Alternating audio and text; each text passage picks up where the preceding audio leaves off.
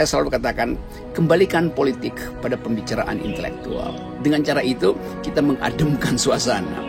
Sekaligus memberi harapan bahwa generasi di depan punya kemampuan untuk meliterasi bangsa ini dengan bermacam konsep yang beredar di dunia.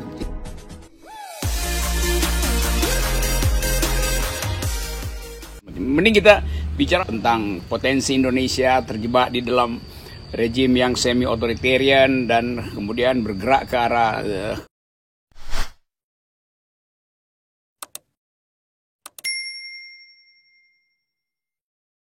new authoritarianism.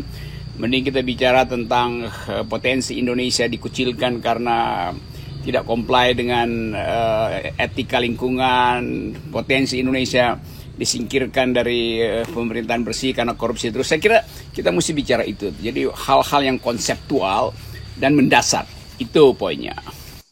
Asik kalau udah ngomongin begitu. Karena ini memang sedang ramai juga ini berkaitan dengan pidato Gubernur DKI Jakarta Anies Baswedan di Forum PBB ya. Dan ini memang online, dan yang bikin heboh itu adalah ketika dia pidato hanya berapa menit, kemudian langsung Sekjen PBB Guterres interupsi dan memuji apa yang langkah-langkah proposal yang dilakukan oleh Anies itu berkaitan dengan tentu kota yang lebih ramah ya, lebih ramah lingkungan, penurunan emisi dan sebagainya. Ini memang jadi isu dunia, dan sementara kita masih sibuk dengan soal-soal yang tadi Anda sebut berkutat, hal-hal yang tidak substansial. Oh, Anies pidato ya? Saya nggak lihat tuh. Buat saya itu biasa aja, karena Anies selalu mampu untuk merumuskan problem di dalam narasi yang bagus. Jadi saya nggak puji Anies, saya puji kalau yang ngomong tuh presiden itu baru luar biasa. Karena presiden selama ini nggak pernah ngomong. Tapi kelihatannya memang kita mesti kembali pada tradisi untuk menghargai konsep itu. Kita harus kembali pada kemampuan kita untuk mensugestikan dunia bahwa kita punya ide gitu. Dan Anies lakukan itu. Walaupun saya nggak lihat videonya, tapi saya bisa bayangkan bahwa dia pasti do speak environmental ethics. Hal yang buta huruf di istana. Jadi kalau kita bicara tentang kota dan lingkungan, mungkin istana akan bilang gampang, prosedurnya gampang, pindahin aja ibu kota. Jadi menghindar dari problem, lalu memindahkan problem ke Kalimantan itu. Itu yang akan diketawain oleh Sekjen PBB kalau seandainya Pak Presiden bilang itu. Saya bayangkan misalnya Pak Presiden ikut di dalam pembicaraan ini, lalu Presiden bilang problem ibu kota kotor itu gampang Pak Sekjen PBB, saya udah siapkan ibu kota baru tuh. Jadi dia tinggalkan problema dan membuat problema baru di Kalimantan. Tapi Anies lakukan hal yang sebaliknya, bahwa dia ingin selesaikan di Jakarta itu. Kan itu bedanya tuh. Tapi saya kira tuh pembicaraan tadi malam, pidato Anies itu pasti nggak disampaikan oleh para booster pada presiden. Dan kalaupun disampaikan pasti diedit tuh, karena nanti ditanya Pak Presiden apa yang diomongin oleh Anies. Oh itu soal 3 periode, itu soal radikalisme tuh. Pasti itu yang disampaikan. Nah kalau itu yang disampaikan, maka Presiden ketawa-ketawa, wah bagus Anies tuh. Karena dia nggak paham apa itu isu lingkungan itu.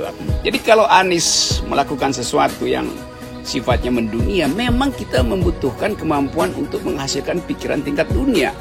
Demikian juga kita lagi bersiap-siap untuk jadi tuan rumah ASEAN. Mestinya juga Presiden bersiap dengan narasi yang kental.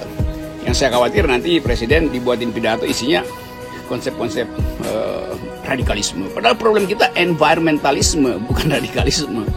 Problem kita adalah demokrasi, bukan korupsi. Jadi soal-soal begituan tuh yang harusnya kita ajukan. Dan Anies lakukan hal yang baik. Ya. Dan Presiden sebetulnya nggak usah khawatir kalau dia mampu punya ide gitu. Kan bukan soal bahasa tuh. Mau pakai bahasa Jawa pun nggak ada soal. Yang penting idenya ada. Karena bahasa itu cuma peralatan untuk menyelenggarakan dan menyampaikan ide. Presiden bisa berpidato di PBB pakai bahasa Jawa.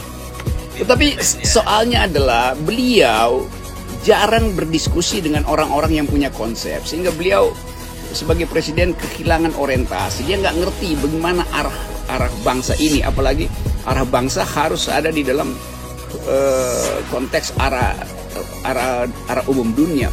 Secara umum dunia mengarah pada efisiensi ekonomi itu dengan mengurangi energi buruk, dengan bikin kesepakatan untuk menghalangi ekstraktif industri. Tapi justru presiden lakukan hal yang bertentangan dengan grammar dunia, maka dia dikucilkanlah dari pembicaraan. Kan nggak mungkin PBB mengundang Presiden Jokowi untuk pidato di PBB di dalam soal environmental problem, karena itu akan kesulitan, sebab berpidato menghasilkan ide itu harus built in dengan pikirannya tuh. Kalau dibuatkan konsep itu kelihatan itu pidato yang dibaca doang gitu.